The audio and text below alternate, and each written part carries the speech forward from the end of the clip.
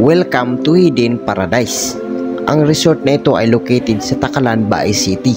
May lawak itong almost an hectare at ngayon i-explore natin ito at titingnan natin kung ano ang mga features dito sa lugar. Yo, what's up guys? So for today's we are here in Hidden Paradise in Takalan, Negros Oriental. Meron itong dalawang swimming pool at merong isang pond. Ang Hidden Paradise ay located sa gitna ng kagubatan at makikita mo dito ang iba't ibang klase ng mga puno. Pupuntahan natin ang lugar na ito dahil bago pa lamang itong nag-open.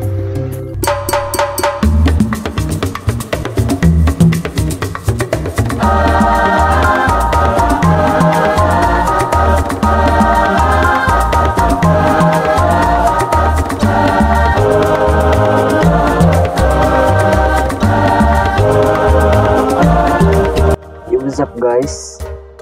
So here in the Hidden Paradise, mapapansin niyo mga kaibigan, si Verde yung tubig kasi it's because lumot. So dito guys is makikita natin it's verde ang tubig, right? Verde ang tubig guys kasi because it's natural at kasi nature ang paligid at kagubatan, kasi nga tinawag siya na Hidden Paradise kasi nasa gitna siya ng kagubatan. So ngayon is let's explore the other place sa Hidden Paradise. Let's go. So ngayon guys is pupunta kami sa isang abandonadong kamalig. Nandito lang sa malapit. So dito makikita natin ang kayak. May kayak dito guys, tingnan nyo. Siguro guys ang kayak na ito is ginagamit para lang din dito sa puno or sa pond. So dito sa ating likuran mga kaibigan, sa likuran natin is mayroong balite na malapit lang din dito sa pond. So ngayon is pupuntahan natin ang dulo nitong pond or yung pinagmulan talaga ng tubig. So tara guys. So dito guys, ito na yung dulo ng pond. Last. So dito magpansin or makikita rin natin ang mga dragon fruits.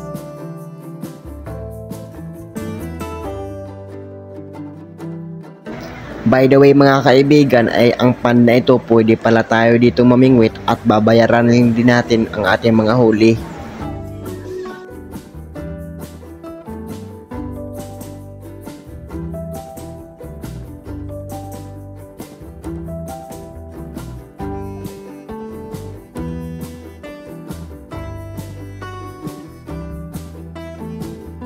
So ngayon guys, tapos na tayo mag-explore dito sa pond. Pupunta naman tayo sa swimming pool. Doon talaga yung main point or main area dito sa Hidden Paradise. So let's go. Wait lang. So dito sa kinatayuan natin is makikita natin itong I don't know anong pangalan ng tanim na to, pero nasa good spot siya guys. Pwede tayong sumilong dito guys at kumuha ng mga pics or mga shots. Actually yeah, good spot guys. So ngayon is pupunta na tayo sa swimming pool. So let's go.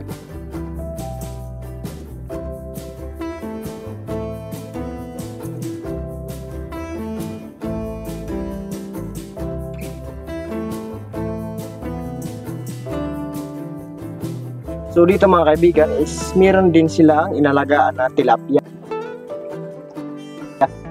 So as you can see, meron din silang mga babies tilapia.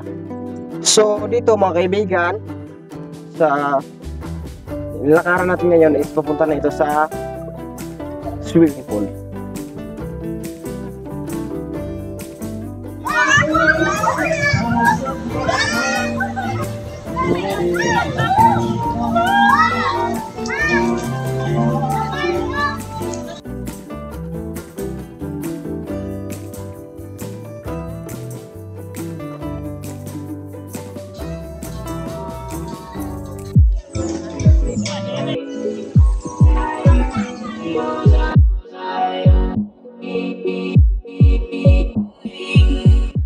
Hanggang dito lang mga kaibigan, sana nag-enjoy kayo sa ating video ngayon at huwag kalimutan mag-subscribe at mag-comment para sa sunod nating mga videos. Ingat at laging tandaan, success beyond sacrifice.